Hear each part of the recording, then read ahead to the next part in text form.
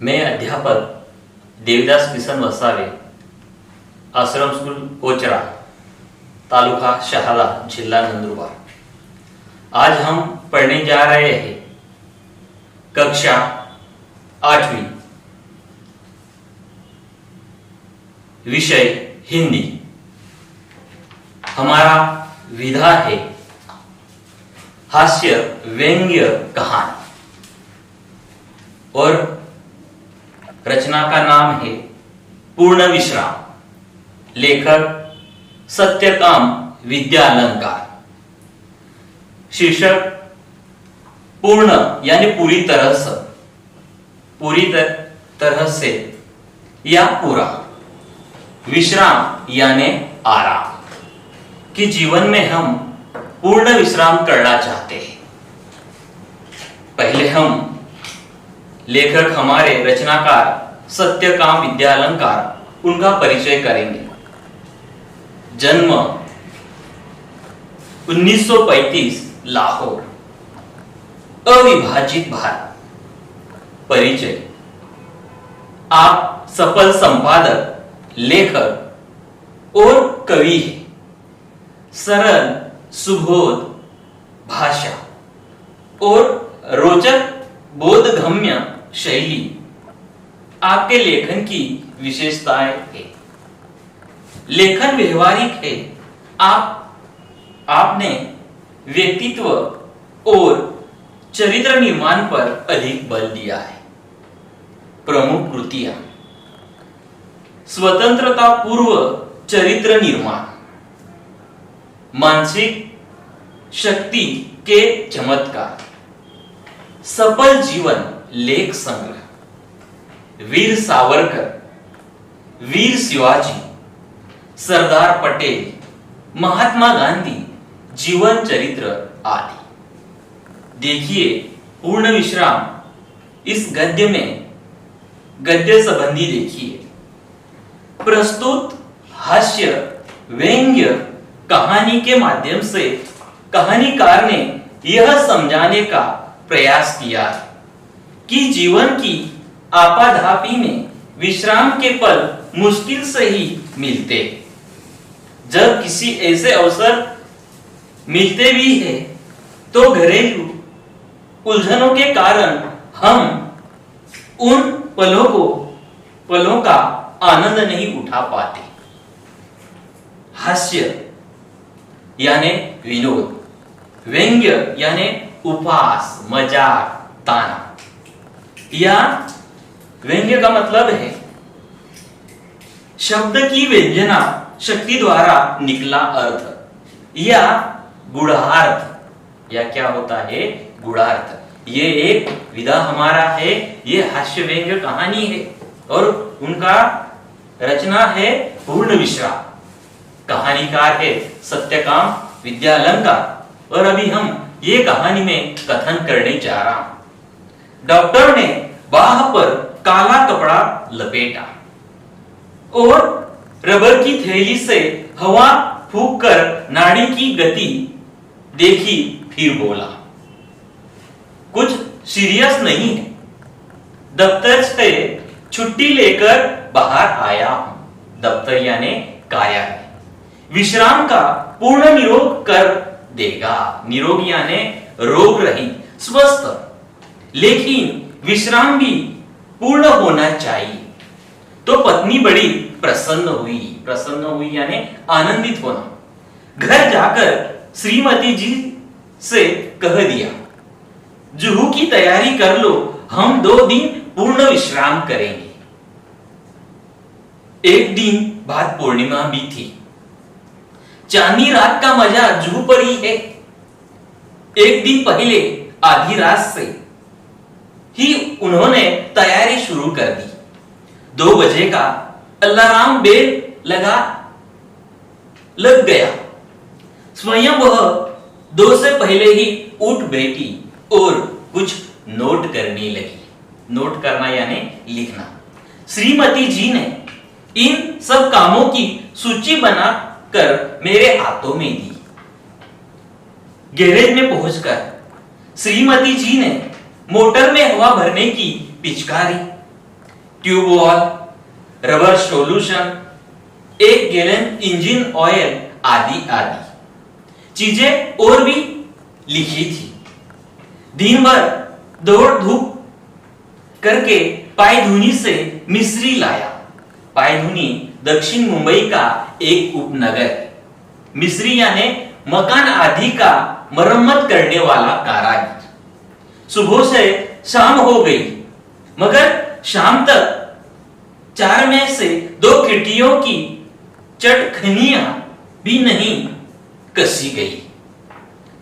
Motor के लिए जरूरी सामान लाते लाते रात तक दिल की धड़कन दुगनी हो गई थी।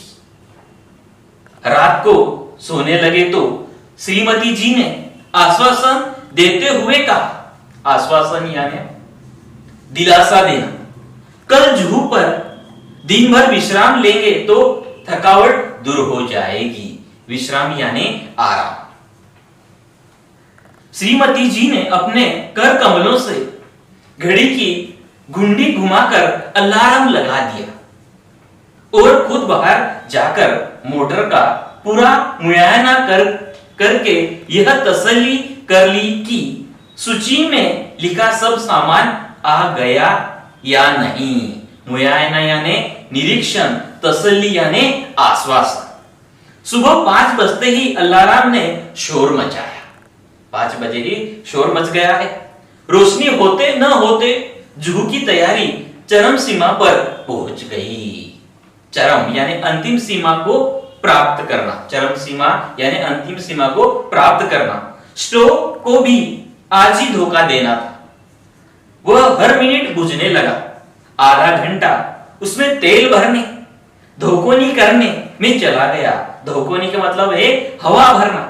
आखिर चाय का प्रोग्राम स्थगित कर दिया गया और हम दत्तचित्त हो तैयारी में जुट गए।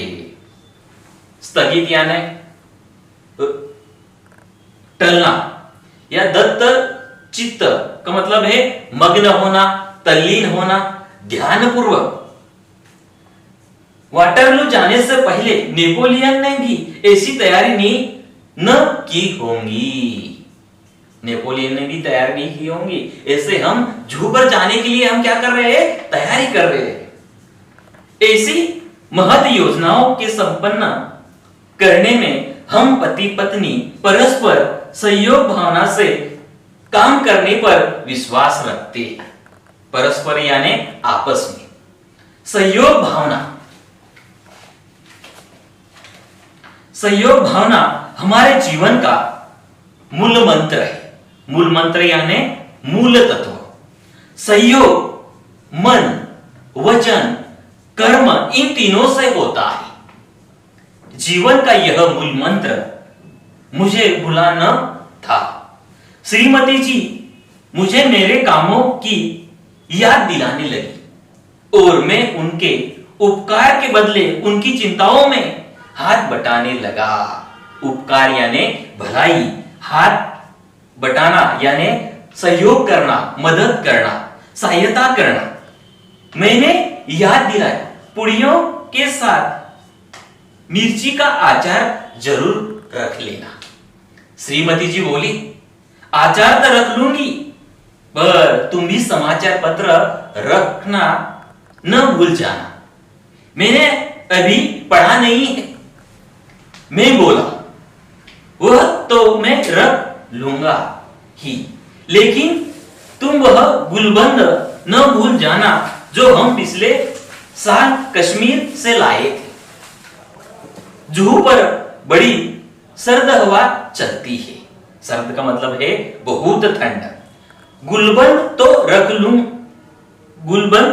रख लूंगी, लेकिन तुम कहीं बेदिंग सूट रखना न भूल जाना, नहीं तो नहाना धरा रह जाएगा। गुलबंद यानी सर्दी से बचने के लिए गले में लपेटने वाली पट्टी, जिसे हम कहते हैं मफलर। और बेदिंग सूट का मतलब समुद्र आदि में नहाते समय पहनने वाले कपड़े। और तुम कहीं रबर के भूल गई तो गजब हो जाएगा। वह तो रख लूंगी, लेकिन कुछ नोट पेपर लिफाफे भी रख लेना, और देखो राइटिंग पैड भी न भूल जा। राइटिंग पैड का क्या करोगी? कोई दिन से मां की चिट्ठी आई पड़ी है, जुहू पर खाली बैठे जवाब भी दे दूंगी। ये तो वक्त भी नहीं मिलता। और जरा वे चिट्ठियों भी रख लेना जिनके जवाब देने हैं। चिट्ठियां ही रह गई तो जवाब किसको देंगे? और सुनो, बिजली के बिल और बीमा के नोटिस आ पड़े हैं। बीमा यानी सुरक्षा, उनका भी भुगतान करना है, उन्हें भी डाल लेना। भुगतान करना यानी पैसा चुकाना। उस दिन तुम धूप का चश्मा भूल गए तो सर का दर्द भी चढ़ गया, इसीलिए कहती हूं छतरी भी रख लेना। छतरी यानी छाता। अच्छा बाबा, रख लूंगा। और देखा, धूप से बचने की क्रीम भी रख लेना, शाम तक छाले न पड़ जाए। वहां बहुत करारी धूप पड़ती है। करारी यानी तेज। श्रीमती जी कहती तो जा रही थी कि रख लूंगी, लेकिन ढूंढ रही थी नेल कटर। कैंची, ब्रश और सब तो मिल गया था, लेकिन नेल कटर नहीं मिल रहा था, इसीलिए बहुत घबराई हुई थी। मैंने कहा, जाने दो नेल कटर, बाकी सब चीजें तो रख लो। इधर मैं अपने लिए नया अखबार और कुछ ऐसी किताबें थैले में भर रहा था जो बहुत दिनों से समालोचन के लिए आई थी, और सोचता था कि फुर्सत से समालोचन कर दूंगा। समालोचन यानी किसी वस्तु के गुण दोष बताना। आखिर 3 किताबें थैले में झोंक ली। कोई दिनों से कविता करने की भी धुन सवार हुई थी। धुन सवार होना, लगन होना। उनकी कोई कतरने इधर-इधर बिखरी पड़ी थी। कतरने यानी कागज के टुकड़े, उन्हें भी जमा किया। सोचा, काव्य प्रेरणा के लिए जुहू से अच्छी जगह और कौन सी मिलेगी? काव्य प्रेरणा के लिए जुहू की जैसी जगह नहीं मिलेगी। आखिर कोई अटैची, कोई थैले, कोई झोले भरकर हम जुहू पहुंचे। झोले यानी थैले। 5-7 मिनट तो हम स्वप्न लोक में विचारते रहे। स्वप्न लोक यानी स्वप्नों की दुनिया। हम समुद्र में नहाने को चल पड़े। समुद्र तट पर और लोग भी नहा रहे थे। एक ऊंची लहर ने आकर हम दोनों को ढाक लिया।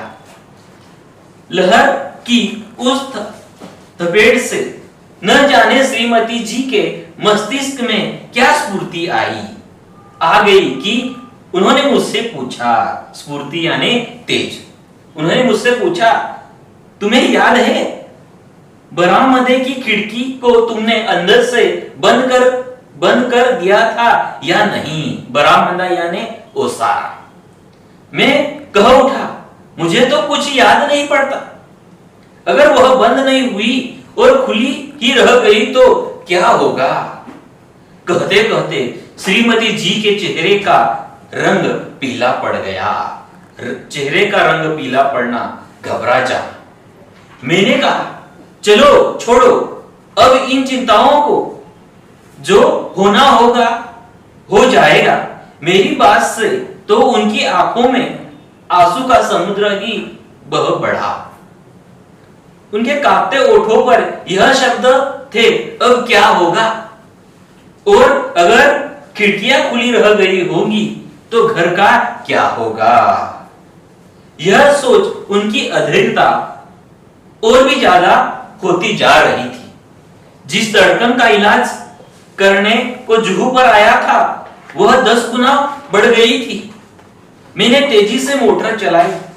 मोटर का इंजन धक धक कर रहा था, लेकिन मेरा दिल उससे भी ज्यादा तेज रफ्तार से धड़क रहा था। जिस रफ्तार से हम गए थे दूनी रफ्तार से वापस आए। अंदर आकर देखा कि खिड़की की चटखनी बदस्तूर लगी थी।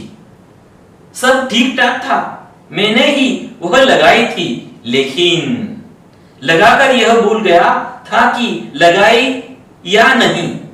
और इसका नतीजा यह हुआ कि पहले तो मेरे दिल की धड़कन बढ़ी थी, नतीजा यानी फल या परिणाम। अब श्रीमती जी के दिल की धड़कन भी बढ़ गई। मुझे याद आ रहे थे पूर्ण विश्राम और पूर्ण निरोग। साथ ही यह विश्वास भी पक्का हो गया था कि जिस शब्द के साथ पूर्ण लग जाता है वह पूर्ण भयावह हो जाता है। इसी तरह ये हास्य व्यंग्यात्मक कहानी है और इस कहानी में लेखक पूर्ण विश्राम के लिए जुहू के चौपाटी पर, मुंबई स्थित जुहू की चौपाटी पर वो पूर्ण विश्राम के लिए जा रहे थे। डॉक्टर से दिल की धड़कन वो चेक करके आए थे, उनको पूर्ण विश्राम की जरूरत थी, डॉक्टर ने कहा था, पर वो पूर्ण विश्राम के लिए जुहू पर गए और वहां बरामदे की खिड़की लगी हुई कि नहीं ये मन में विचार आया और वो जितने तेज से वहां जुहू पर घूमने के लिए गए थे, आराम करने के लिए गए थे, उतने दुगनी गुना से तेज रफ्तार से फिर घर पे आए। कि देखिए जीवन में इसी तरह इंसान कभी पूर्ण विश्राम नहीं ले सकता है। कि हम देखो अभी हमारी दिवाली की छुट्टियां आ रही है, हम सोचते हैं कि हम पूर्ण विश्राम करेंगे, ऑनलाइन पढ़ाई करके हम परेशान हो गए हैं।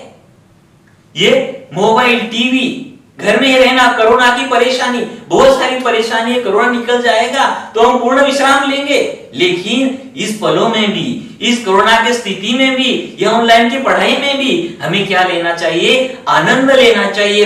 और इसी में भी हमें क्या करना चाहिए? विश्राम करना चाहिए, तभी हम जीवन का आनंद ले सकते हैं। इसी तरह हमारे कहानीकार है सत्यकाम विद्यालंकार, उसने पूर्ण विश्राम ये व्यंग्यात्मक कहानी हमें व्यंग्यात्मक कहानी से हमें ऐसा संदेश दिया है कि जीवन में जब से जन्म होता है मृत्यु तक अभी हम कभी पूर्ण विश्राम नहीं ले सकते।